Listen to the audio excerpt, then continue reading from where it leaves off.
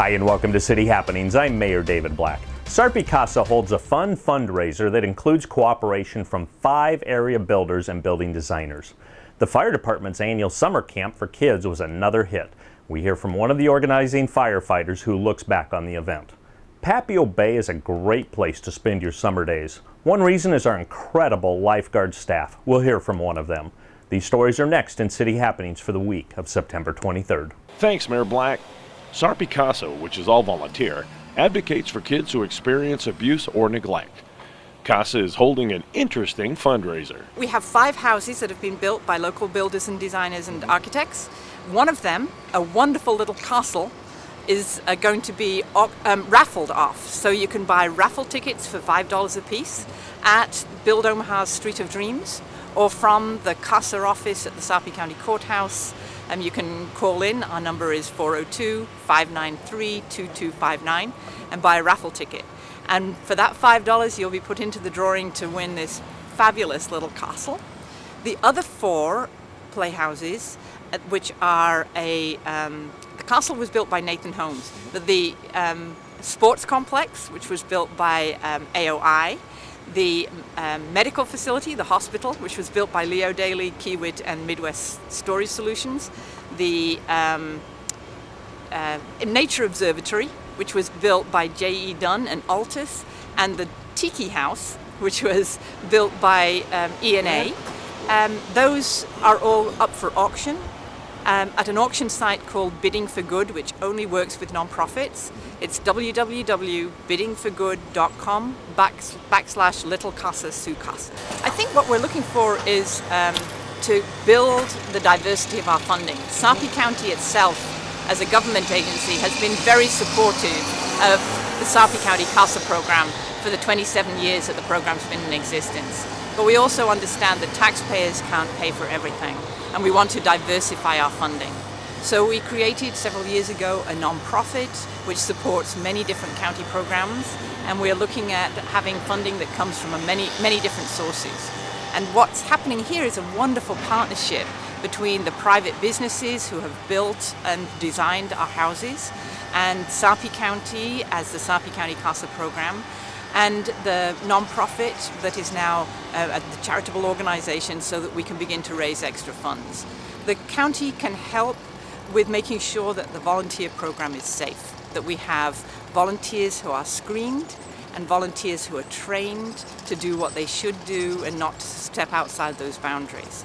But what they can't do is all the extras for children that this funding allows us to do. We can provide kids with activities, for example.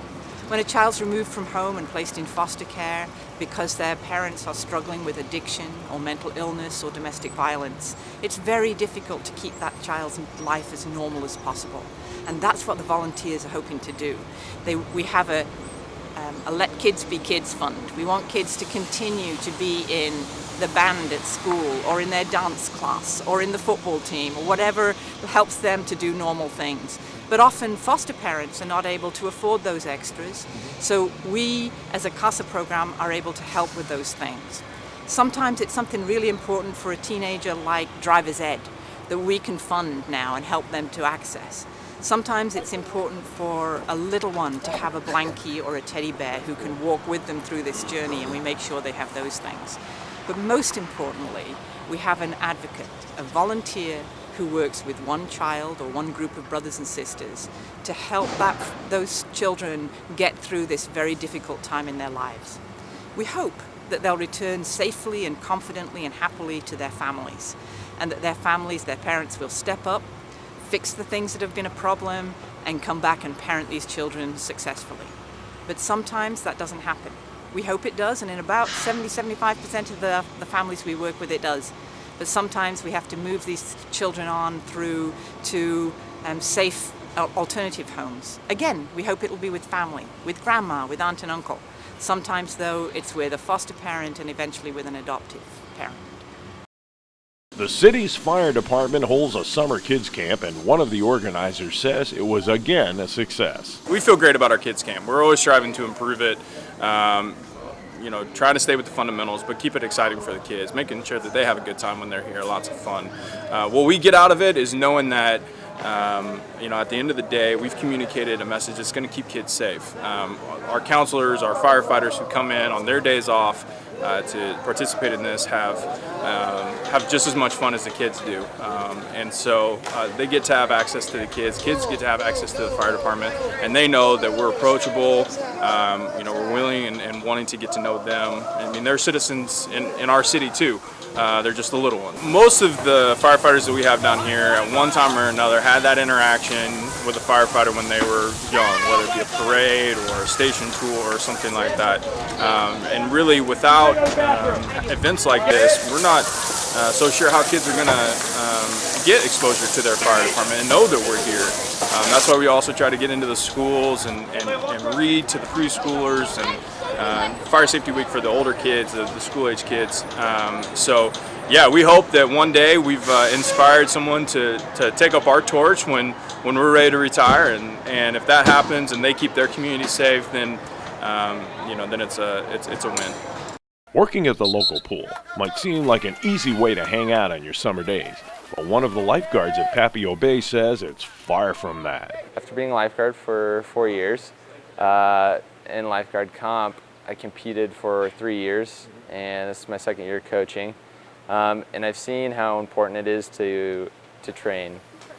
We spend a lot of hours training, both the guards and the lifeguards competing in lifeguard competition. And I think that's what really makes us the best, because having been in some situations that are a little more high stress or more serious, the thing that makes us efficient and good at what we do is that training. It becomes second nature, so you really don't even have to think about it. So that's key to our success in what we do. It's interesting because I think people think of lifeguarding as, you know, like a summer job, or young kids do it, but it's really a pretty professional job and a pretty serious job when you think about what the goal of your work actually is. And we do take that training very seriously because of that. I think we like to say that it's a fun place to work and everyone enjoys working here, but we also take what we do very seriously. And so having a staff that understands that is key. Well, we really are a team, and both at work and outside of work, the guards are kind of like a big family. We spend a ton of time together, obviously, at the pool, but we also spend a lot of time together outside of the pool. And I do think that translates into being successful, you know, in our work. When there's any sort of situation, you have to work together, and that really has to be seamless, because there's so many different jobs that need to be done, and because we're together so much and we know kind of each other's personalities, those jobs just get done. We don't have to really delegate them, they just happen. People seem to know where to go and what to do, and they just pick up on that. And I think that is probably pretty unique to our staff, how close of a group we are and how strong of a team we are. A huge congratulations to our local AAA baseball team. The Storm Chasers are the AAA national champions. The Storm Chasers beat Durham 2-1. Pitcher Chris Dwyer had a perfect game over 6 innings in getting the win and being named the game's MVP. Congrats again to the AAA national champion Storm Chasers. Stay up to date with what's happening in Papillion with the many ways to do that. You can find us on Facebook, follow the City of Papillion on Twitter, or even watch the YouTube channel. There's also the new City app available from the Apple Store and the Android Marketplace. And of course, information about all of our departments and programs is available on our website. For more about Papillion, go to www.papillion.org or just call the Mayor's Hotline at 402-827-1111. Thanks for watching.